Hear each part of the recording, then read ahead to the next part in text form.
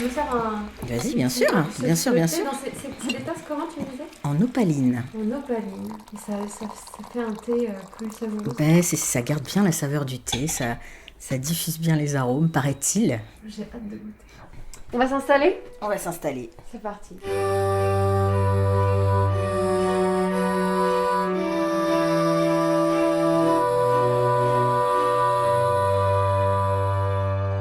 Un papa, une maman, épisode 2. Une fois que cette décision est prise, on fait comme tous les couples homo, hein, on utilise la pipette Doliprane. Alors moi, naïvement et joyeusement, vu que je connaissais l'histoire de Yann avec les deux mamans, tout de suite je lui avais dit, bah voilà, en fait ça marche comme ça, c'est des pipettes Doliprane, on se voit au moment de l'ovulation. Donc les premières fois, elles étaient assez légères. Je me souviens de la première fois, on était à Paris. Je faisais un stage, j'étais dans l'appartement d'une copine qui m'avait prêté son appartement et j'avais dit à Pascal, mais viens dormir le soir chez moi et le lendemain matin on fait notre première pipette. Donc c'était très drôle, on a des photos. Et voilà, donc Florent met la semence dans un petit pot et puis moi, il aspire dans la pipette, il me laisse ma petite pipette sur la table de nuit, il va faire un tour et moi je m'injecte cette pipette comme un... Ben voilà, comme s'il y avait un rapport, quoi, en fait. Ce qui évite de, quand même, devoir avoir un rapport avec deux personnes qui n'ont absolument aucun désir l'une pour l'autre. C'est quand même... c'est pas possible, surtout que tu peux... Enfin, en général, quand tu t'y prends 46 ans ou 45 ans, t'as très peu de chances que ça marche, donc voilà. Donc on y va mollement au début, on le fait test d'ovulation, on y va. Et puis après, bah forcément, ça ne marche pas. C'est comme un couple en fait. Donc ça devient un peu mécanique hein, parce que bah en fait, il faut le faire plusieurs fois puisque l'ovulation c'est une fenêtre. Donc voilà, donc c'était tous les jours pendant 4-5 jours tous les mois. Et puis c'est pas comme un couple normal, c'est-à-dire qu'il n'y a pas l'excitation.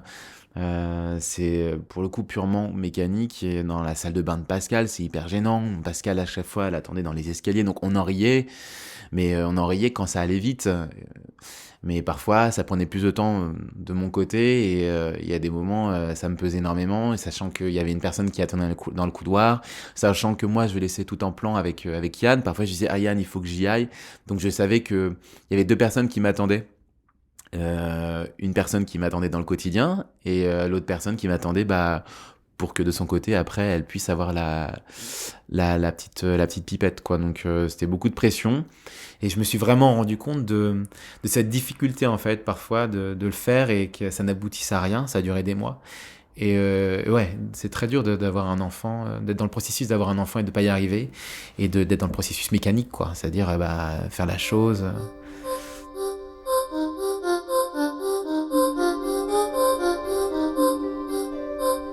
Arrive décembre, on continue, puis là, Florent, il commence à s'épuiser, c'est normal. Enfin, tu vois, il me dit, Pascal, tu crois pas qu'il vaut mieux qu'on passe à une FIV? Bon, pause. Il faut que je vous explique quelques termes très importants pour la compréhension de cet épisode et des suivants. La PMA d'abord. Procréation médicalement assistée. C'est un sigle qu'on a entendu 1000 fois, mais qu'on confond souvent avec d'autres termes du milieu de l'infertilité. La PMA, c'est un ensemble de techniques, un ensemble de méthodes pour aider à tomber enceinte. Généralement, c'est en cas de problème d'infertilité, justement, mais c'est aussi pour celles et ceux qui ne peuvent pas tomber enceinte par leurs propres moyens, comme les femmes seules ou les couples de femmes, par exemple, les couples lesbiens. La FIV, maintenant, fécondation in vitro. C'est l'une des méthodes de la PMA. En gros, on prélève le sperme, puis les ovocytes, ce sont les cellules reproductrices féminines qui sont stockées dans les ovaires, et on les féconde ensemble en laboratoire. C'est de là que vient cette expression, les bébés éprouvettes, fécondation in vitro, éprouvette. Si les ovocytes sont bien fécondés, on peut ensuite procéder au transfert. Et il y a un mot très barbare, mais très important parce qu'il est utilisé dans les protocoles des cliniques qui font des PMA. Ce mot très barbare, il sert à qualifier l'embryon qui est vieux de 5 à 6 jours. On appelle ça un blastocyste, et vous allez voir, c'est un mot qui va revenir. Ce blastocyste, on estime qu'il est mature, donc au bout de 5 à 6 jours, et il est alors placé dans l'utérus, et on doit ensuite attendre une dizaine de jours pour confirmer si l'embryon, le blastocyste, s'est bien accroché, et donc si on est enceinte ou pas. Enfin, il faut savoir qu'en cas de gros problèmes d'infertilité, il est possible d'utiliser des gamètes issus d'un don, souvent anonyme, c'est-à-dire les ovocytes d'une donneuse ou le sperme d'un donneur, voire même les deux. Ça veut dire que l'enfant aura les gènes du donneur et non pas des parents qui vont l'élever. Voilà, fin de la parenthèse. Au début, on n'avait pas du tout parlé de FIV. On avait dit, le deal, c'était on s'acharne pas. Si ça vient, ça vient. Si ça vient pas, ça vient pas. Mais c'est vrai que le fait d'être dans le processus, de cette attente, de voir que t'es pas loin du but un mois, qu'après, non, que... Eh ben, tu te dis... t'as quand même envie que ça marche. T'as plus envie de baisser les bras, en fait. Je crois que t'es déjà enclenché. T'as déjà enclenché le processus qui te donne envie de t'acharner, au lieu de te dire pas d'acharnement. Je lui dis, écoute, de toute façon, la FIV, il va falloir préparer tout ça, donc tu peux pas être pris en charge en France. Donc déjà, tu as un projet qui est quand même relativement atypique. Ok, deuxième pause, un peu de contexte. Pascal et Florent, ils commencent à réfléchir à la PMA en décembre 2018, sauf qu'à ce stade, en France, c'est impossible. Parce qu'en 2018, seuls les couples hétérosexuels peuvent recourir à la PMA, avec une limite d'âge de 43 ans pour les femmes. Je trouve que c'est assez culpabilisant parce qu'en France, on te dit « Ah non, non, non, non, non, nous, après 43 ans, on prend pas en charge. Ah non, non, non, non, non. » Donc vraiment, à chaque fois, tu te prends un mur à chaque fois, ou que tu te renseignes, tu dis « Non, mais je voudrais au moins... Ah non, non, non, comme on n'est pas dans un processus de FIV, on va pas forcément vous faire toutes ces analyses-là. » Bon, c'est quand même... tu te manges pas mal de portes fermées, quoi.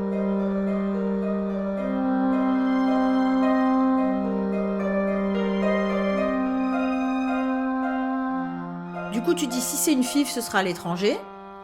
Donc, il y a l'Espagne. Et l'Espagne, surtout, donc j'ai vu qu'ils proposaient des rendez-vous individuels, d'une demi-heure, mais quand même, où tu arrives avec tout ton dossier en cours, où que tu en sois.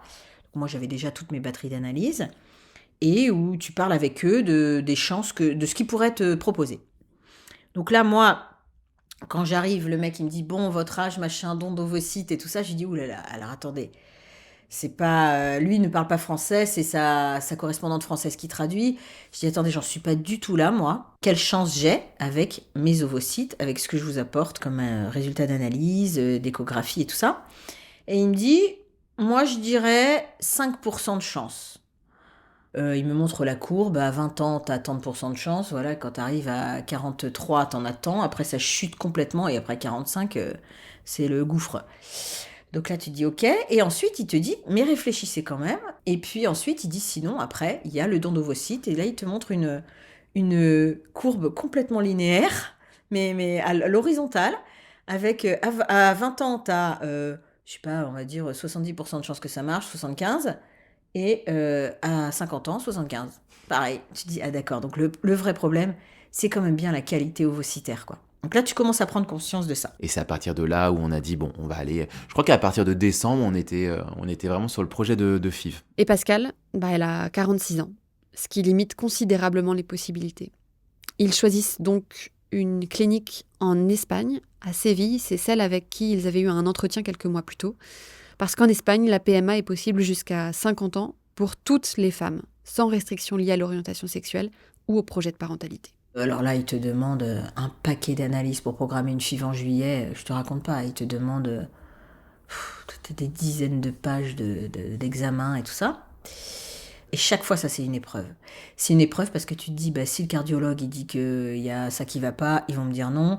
S'il y a, je sais pas, t'as pas l'utérus qu'il faut, ils vont dire, bah, vous pouvez pas porter un enfant, c'est non.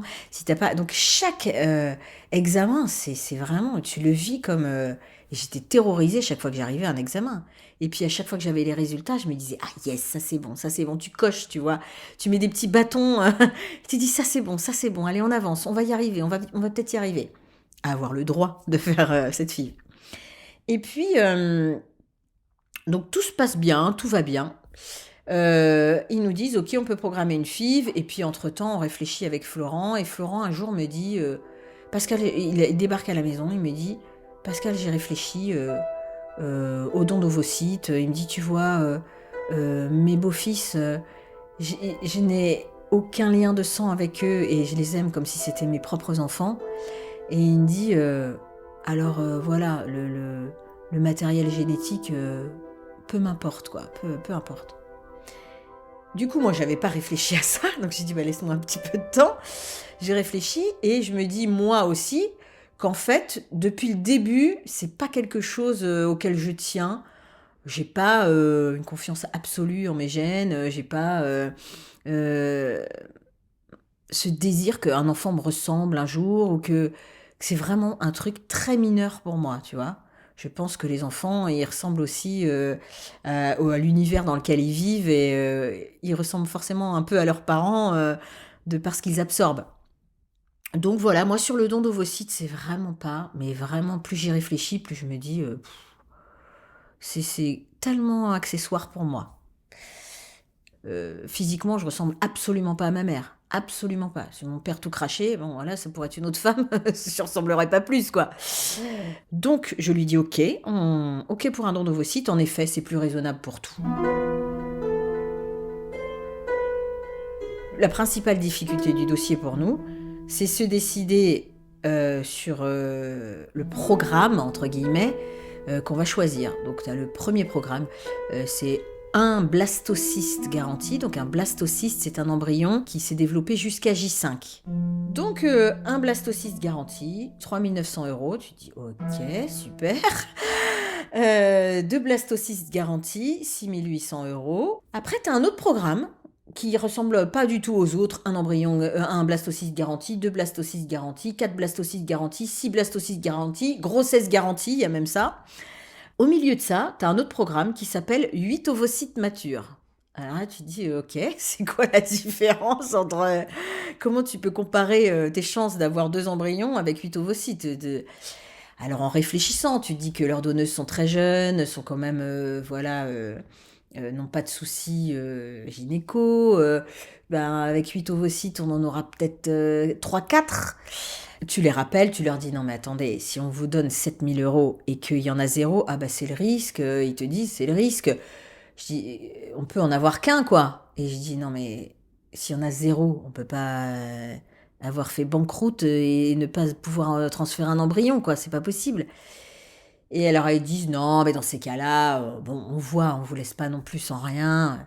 Voilà, mais le deal c'est que nous on pouvait en avoir un seul pour 7 000 € au lieu de 3 900 €. Alors, c'est horrible de parler d'argent, en fait. Tu t'aperçois que c'est horrible de parler d'argent, mais tu es obligé parce que tu n'as pas des fonds extensibles et que surtout, tu te dis, vu la pénibilité qu'est une FIV et le pourcentage quand même d'échecs, même s'ils ont des bons taux de réussite, si ça marche pas, tu recommences tout, quoi. Ça, c'est très angoissant, en fait. Cette décision à prendre, elle est très angoissante. On se demandait toujours si on faisait le bon choix, en fait.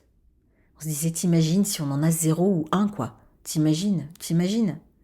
Et puis surtout, après, t'as plus d'argent, quoi. Tu fais comment? Nous, c'était dans notre budget maximal, quoi. T'as l'impression qu'avec cette décision, tu peux mettre en cause le fait d'avoir un enfant un jour ou pas.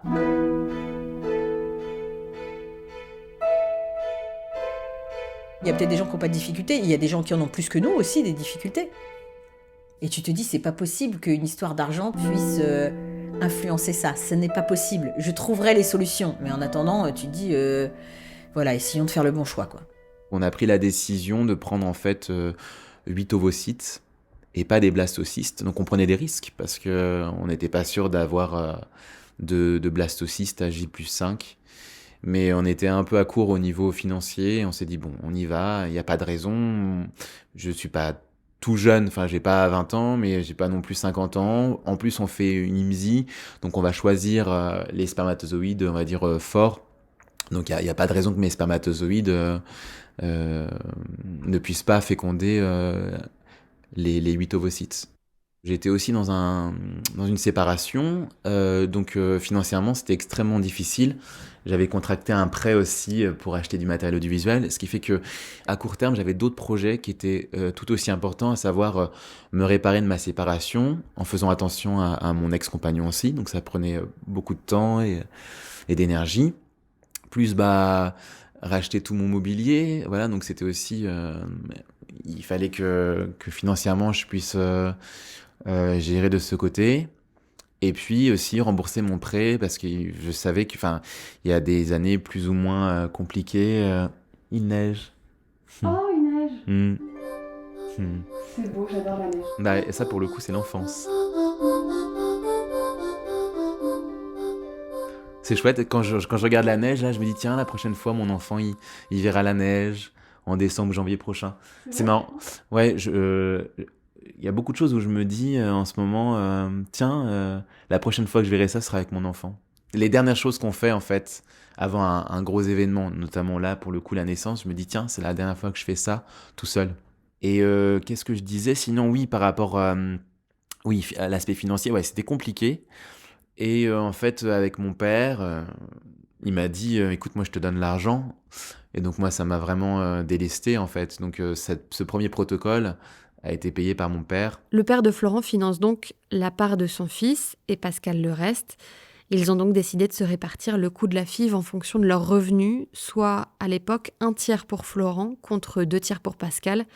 Mais au-delà de l'aspect financier, le choix même de ce protocole est un moment très difficile pour elle. Le déséquilibre que moi je ressens, c'est que Florent, il est jeune, il a un bon spermogramme. Moi, je suis vieille, j'ai des ovocytes qu'on peut pas... Enfin, que c'est un peu à cause de moi, entre guillemets, qu'on est obligé de faire tout ça, quoi. Donc là, oui, forcément, je sens un déséquilibre et je me dis, mais Florent, si ça marche pas, lui, il aura un enfant. Moi, je l'aurai pas forcément et en plus, j'aurai pas un enfant avec Florent. Tu vois, mon projet de départ.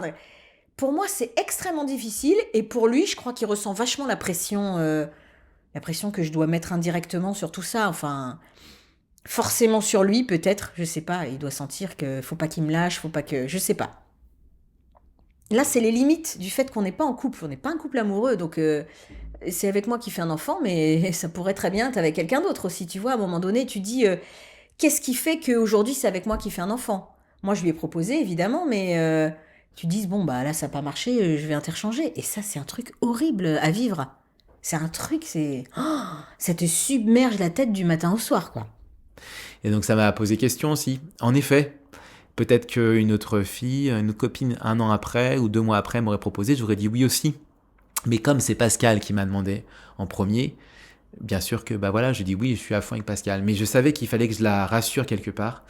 Je lui ai proposé de faire l'agrément à l'adoption pour qu'elle se rende compte parce que on avait parlé, je lui avais dit, tu sais, t'es pas juste un utérus, faut pas que tu... Parce qu'à un moment, elle se disait, bah voilà, que ce soit moi ou quelqu'un d'autre. Donc si tu veux, pour te prouver qu'en fait, ce projet de parentalité m'est cher et ce projet de parentalité avec toi, je veux bien faire les démarches de l'agrément, de l'adoption, pour te prouver qu'en fait, même si on n'y arrive pas biologiquement, peut-être qu'on peut le faire autrement. Et ça l'a rassurée en fait. Donc on prépare tout ça.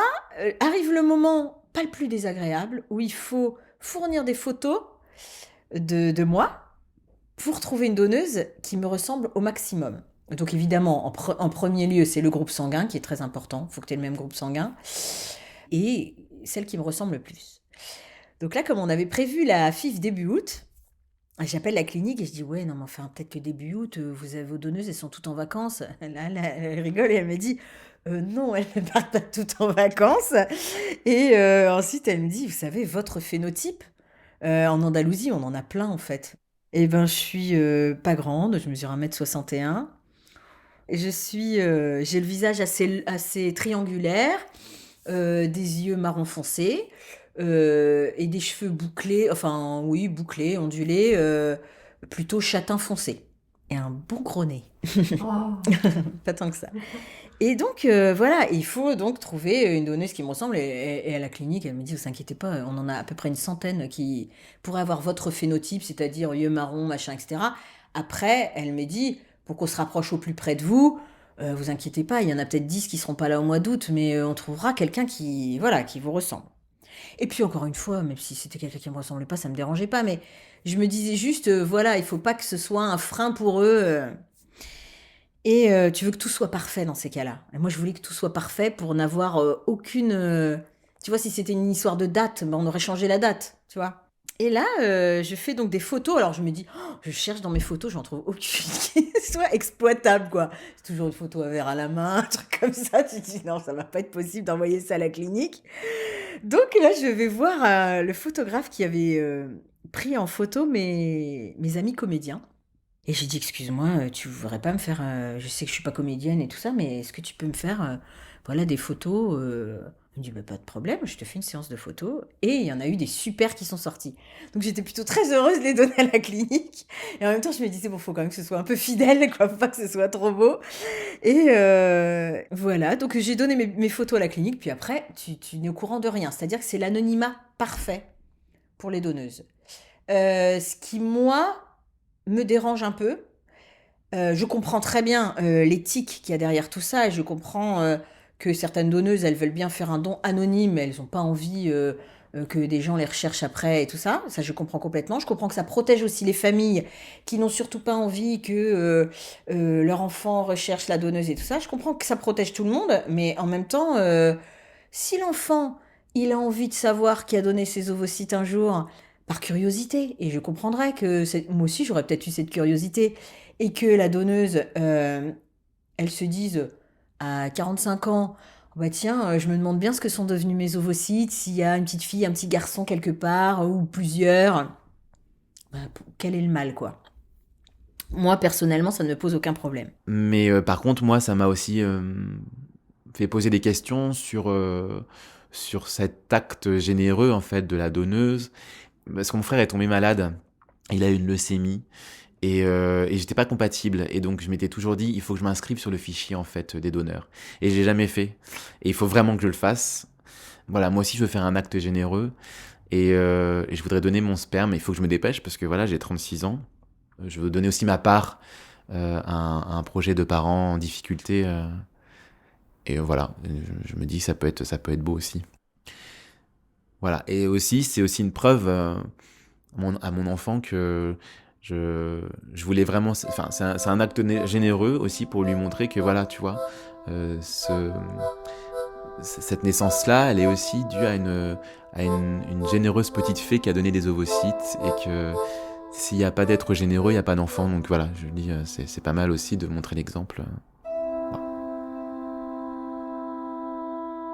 Donc, on accepte que, évidemment, ce sera l'anonymat parfait, et qu'on ne saura rien sur la donneuse, si ce n'est qu'on a le droit de savoir qu'elle est du groupe O+, qu'elle a 18 ans, qu'elle a donné ses ovocytes le 5 août 2019, qu'elle mesure 1m60, qu'elle pèse 51 kg, qu'elle a les yeux marron foncé, la peau blanche, enfin type caucasien, c'est-à-dire ils nous disent pas si elle est un peu mate ou pas, et les cheveux, ils nous disent même pas s'ils sont bouclés, ils nous disent qu'ils sont châtain foncé.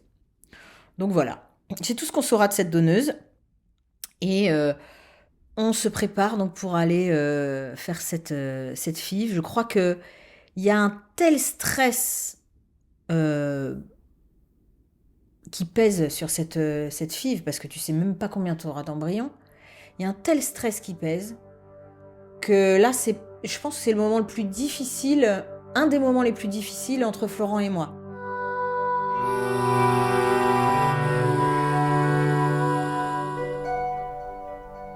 Un papa, une maman est un podcast original de Sixtine Bliss.